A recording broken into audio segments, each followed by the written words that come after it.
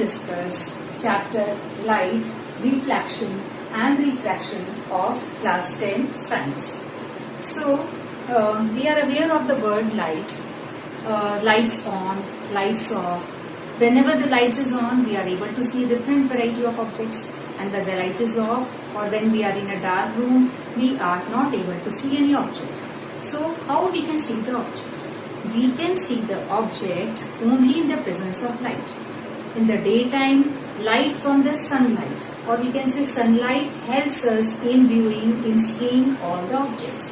And during the night time, we use artificial lights by using bulbs, tube lights and so many other things. Okay, so whenever light falls on any object, and light is reflected from that object, then that light is received by our eyes and we are able to see that light. Okay, we are able to see that object. Whenever light falls on any object, light is reflected by that object, and when that light is received by our eyes, then that particular object is viewed or seen by our eyes. So this is the way how when the light is off or when we are in a dark room, we are not able to see that particular object. So in this chapter, we are going to discuss about so many interesting phenomena of light reflection, refraction, forming of rainbow, then refraction, rainbow, twinkling of stars, sunset, sunrise, so many things in which different phenomena of light are used. But in all these cases, we know that light travels in a straight line. We use the phenomena that light travels in a straight line. Okay, so we will use all these things in our further studies. Let us first start with the reflection of light. Reflection of light. First is reflection.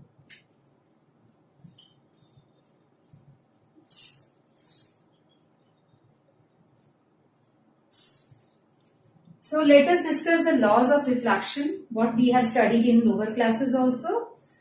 Suppose this is our plane mirror. This is the rough surface of the plane mirror. And this is the polished surface. When a ray of light is incident on the mirror, this ray is called incident ray. This ray is called incident ray. Then it gets reflected from the mirror, and the ray which is formed, this ray is called reflected ray. This is incident ray and this ray is reflected ray.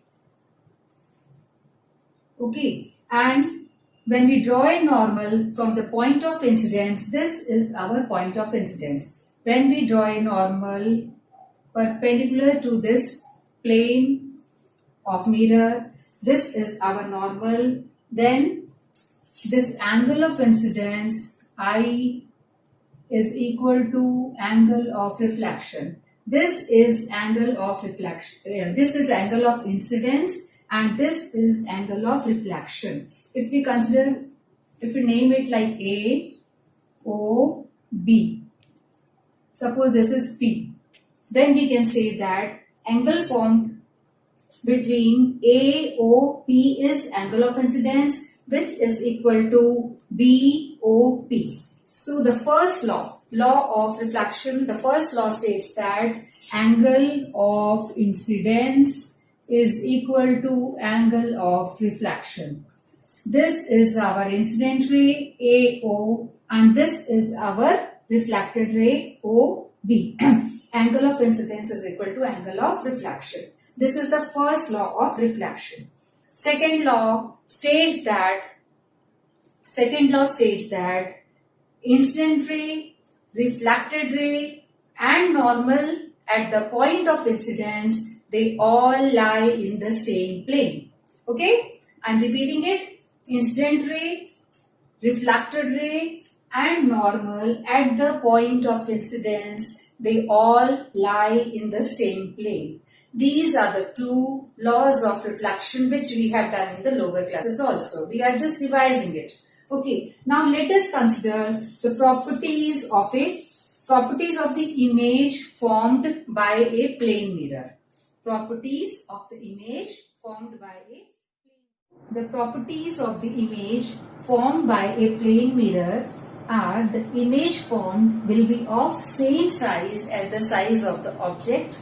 Like we can see here also, this is a plane mirror, this is the reflecting surface of the plane mirror, and this is the rough surface. So this is our object, the size of the object and the size of the image is same. The image formed by a plane mirror is of the same size as that of the object. So this is the first property. Second property is formed at same distance. Means our image form will be at the same distance from the mirror as the distance of the object from the mirror is.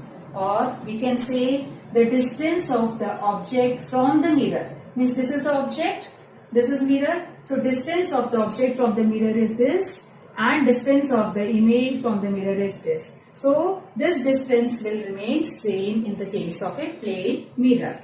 Third property is image formed will be virtual and erect. Virtual and erect. Image formed, first let us discuss about erect. Image formed is erect. It is straight, erect. It is not inverted. It is erect. Virtual means when the image is not obtained on the screen. It cannot be obtained on the screen. It is not real. It is a virtual.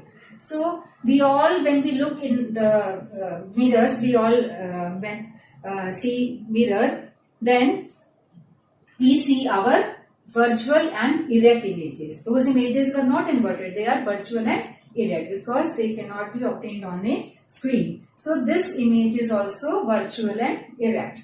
Last property is laterally inverted. The image formed by the plane mirror is laterally inverted. Laterally inverted means this is a D, this is our normal D, and when we see its image, it gets inverted and now it becomes like this. Same way, other letters also, P, it gets changed, its direction gets changed. Left side becomes right and right side becomes left. So this laterally inversion property can be seen in plane mirrors, in curved mirrors also. We will discuss about that here in the next topic. So again, let's revise the properties. First property is the size of the image is same size as that of the object. Then it is formed at the same distance as the distance of the object from the mirror. Then the image is virtual and erect, and it is laterally inverted. So this is all about the plane mirror. Now next topic is about curved mirrors. Next topic is about curved mirrors. So when we consider the curved mirrors, we mainly consider the spherical mirrors. All spherical mirrors can be considered as a curved mirror. Let us consider the curved mirrors. So curved mirror, they are like this. They are like this. So curved mirrors are considered as spherical mirrors. So these type of mirrors are spherical mirrors because they are a part of a sphere. This is a curved mirror. It can be, its reflecting surface is here. Its reflecting surface can be here. But they are called curved mirrors because they are called spherical mirrors because they can be a part of a sphere like this. They can be a part of a sphere. So all the curved mirrors are, mainly we are having spherical mirrors, and spherical mirrors are the part of a sphere. So in spherical mirrors we are having two types of spherical mirrors.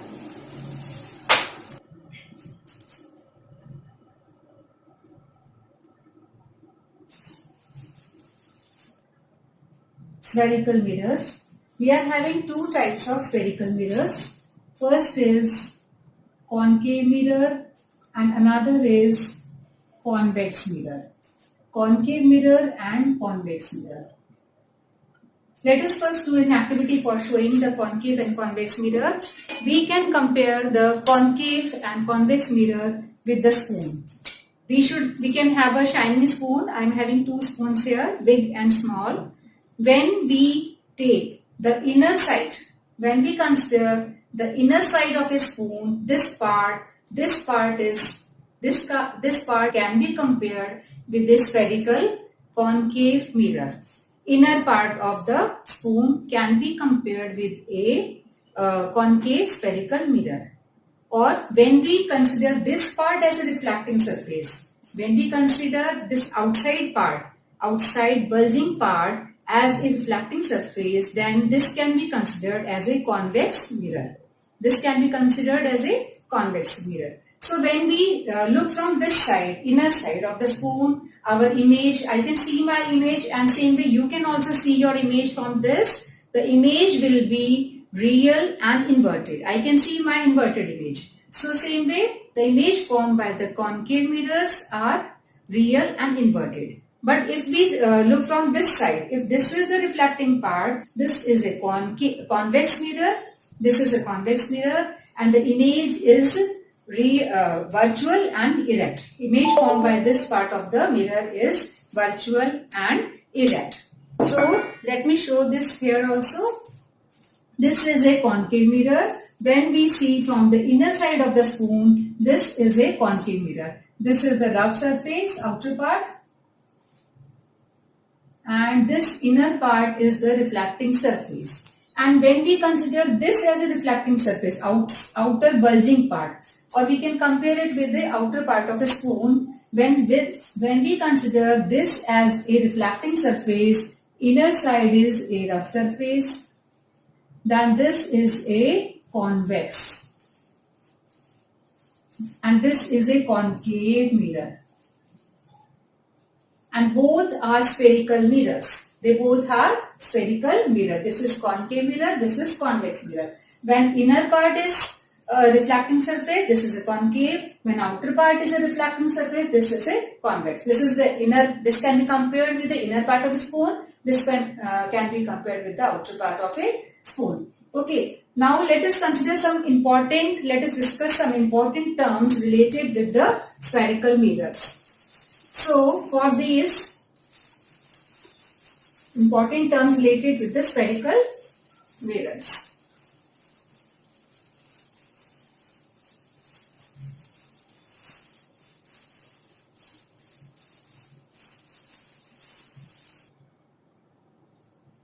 I am considering concave mirror. Whether we are having a concave mirror or a convex mirror, they both are a part of a sphere. They both are a part of a sphere, like this. This is a concave mirror and this is a part of a sphere. So as the sphere has one radius and one center, this is the center of the sphere. So from here to here, this is radius of the sphere. Okay. Same way when we are having this convex mirror, when we are having a convex mirror is also a part of a sphere. When we complete the sphere like this,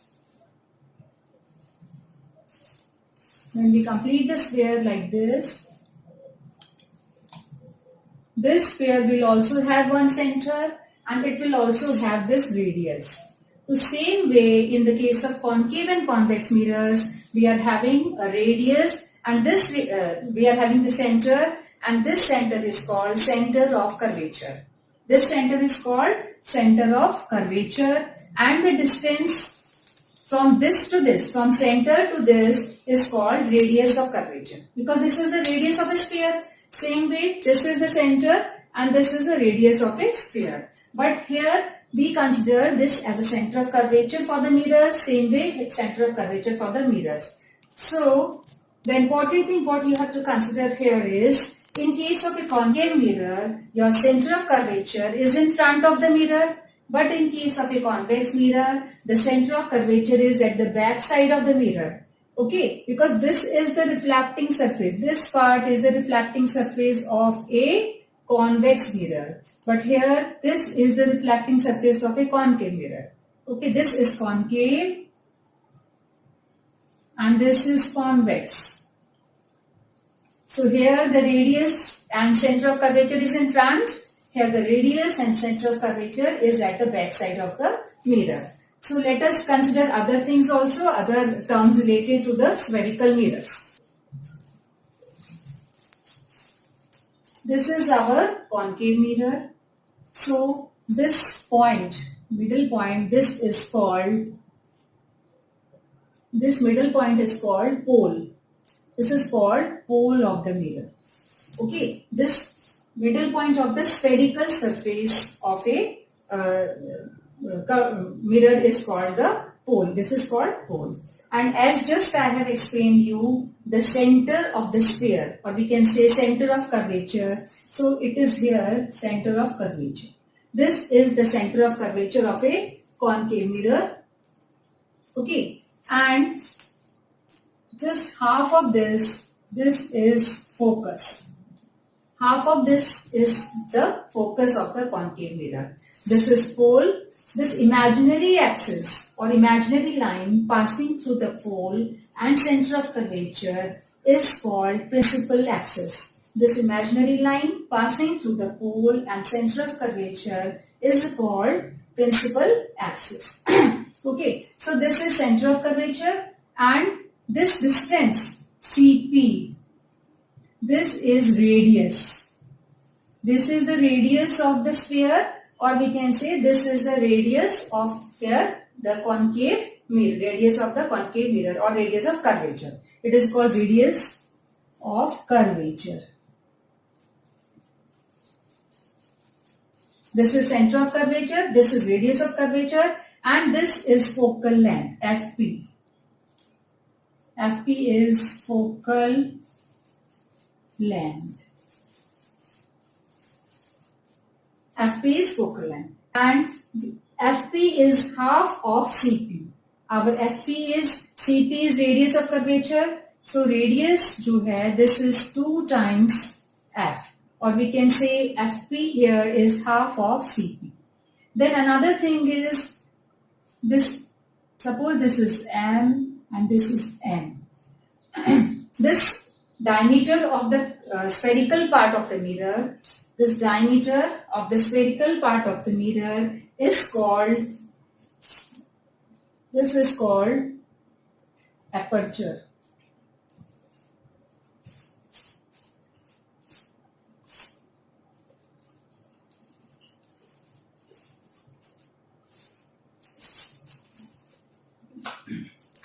So this is called aperture. The diameter of the spherical part of the mirror is called aperture. So here Mn is the aperture.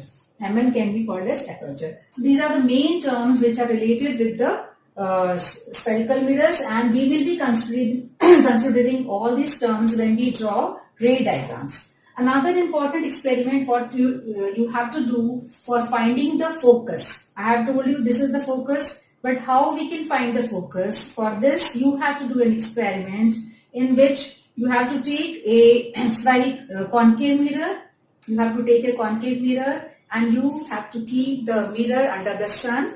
You have to take one paper in your hand, adjust the paper as well as the concave mirror in such a way that the image of the sun will be concentrated on it will be observed on the paper. You have to adjust paper as well as mirror in such a way that a sharp image of the sun can be obtained on the paper. After some time you will find that we will see some fumes coming out from that place, and you will find that after it will start burning also. It means all the sun rays, all the parallel rays coming from the sun, they are getting concentrated at that point, and that point is called focus, and we can measure that point, distance between the mirror and the that image, that is the focal length of the concave mirror. Okay, that distance between the focus or the center of the mirror is called focal length. So in this way we can find the focus. So this is all about the main terms related with the chapter, related with the ray diagrams. Children, we will be considering all the ray diagrams in the next part. So do watch that parts also. Thank you and have a nice day.